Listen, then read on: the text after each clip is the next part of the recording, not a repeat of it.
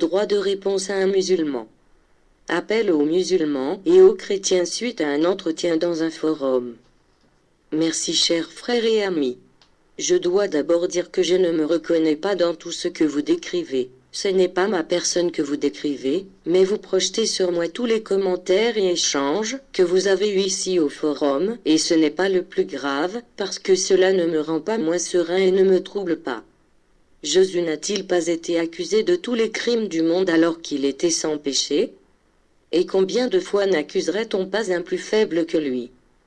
Si je reviens à la même longueur d'onde que vous, je dirais que c'est vous qui ne comprenez pas ce que je dis, non que c'est moi qui ne comprends pas ce que j'expose, parce que tu essaies de tourner la langue et faire de ton incompréhension ma non-compréhension.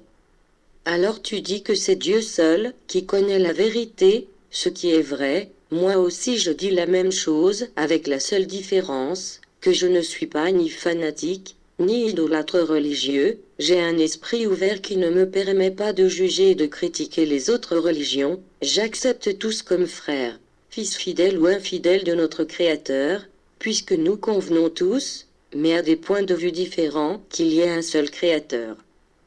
Suite donc au respect que j'ai des autres religions, dont aussi la tienne, car il n'y a pas que la chrétienté et l'islam, et suite à mon ouverture d'esprit et à ma tolérance, qui n'est pas une trahison au Dieu que je crois, je me pose seulement la question de savoir qui est le vrai Dieu de l'univers, le Maître qui connaît toutes choses. Est-il le Dieu que tu te représentes dans le Coran? Ou est-il le Dieu que je me représente dans la Bible? Ou est-ce le même Dieu qui se présente à nous sous des aspects religieux, culturels, époque et temps, conception et envoyés différents? C'est pourquoi j'ai posé l'hypothèse que, si musulmans sunnites et musulmans chiites bien que croyant au même Dieu sont divisés, cette division est à coloration humaine, c'est-à-dire la division entre chiites et sunnites est le fait de l'imperfection de l'homme.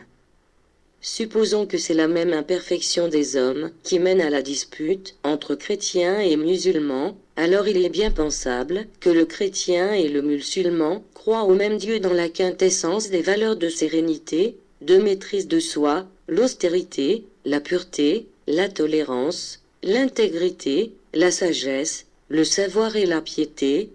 Dans la religion chrétienne, ces mêmes valeurs sont citées, voir ma propre vidéo Faux chrétien dont le lien est ci-dessous affiché. Et c'est le combat pour ces valeurs que le chrétien dit, la lutte contre la chair, et si tu oses prétendre qu'un seul homme possède ces valeurs en plénitude, je te dirai que cet homme n'est pas de ce monde et si tu insistes, je te répondrai si l'humanité est pleine d'hommes qui ont ces valeurs morales et spirituelles, pourquoi l'humanité se retrouve-t-il dans un tel chaos tel que celui que nous le connaissons aujourd'hui? Chers frères, ce sont les hommes qui font des religions, de ce qu'elles sont, c'est n'est point Dieu, même si la religion est inspirée de la parole de Dieu. L'islam, le vrai devrait donc se lever et combattre ceux qui utilisent ou usurpent sa renommée, juste une condamnation verbale pour certains actes de terrorisme, même si ce serait isolé, pour ma part je la juge insuffisante. Tant que l'islam ne montrera pas sa volonté de manière forte de combattre ces actes odieux de terrorisme, il planera cette ombre de doute malheureusement sur l'islam.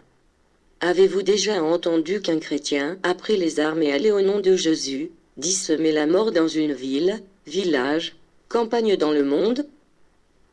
Ne pensez pas que je suis contre l'islam, je démontre par une analyse unique qu'il se pourrait que l'islam et les chrétiens croient au même Dieu. Donc, nous sommes des frères, nous sommes le monde.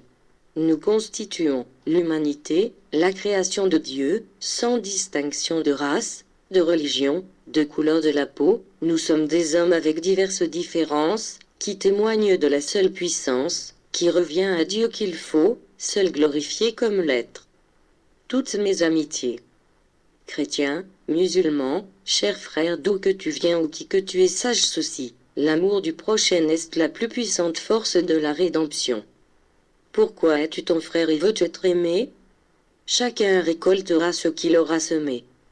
Sème la haine, et la mort et tu récolteras la haine et la mort, multipliées à par 4, parce que Dieu est amour.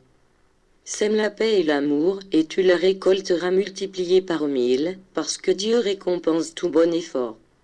À bon entendeur appartient le salut. La paix sur terre dépend de la force de votre amour.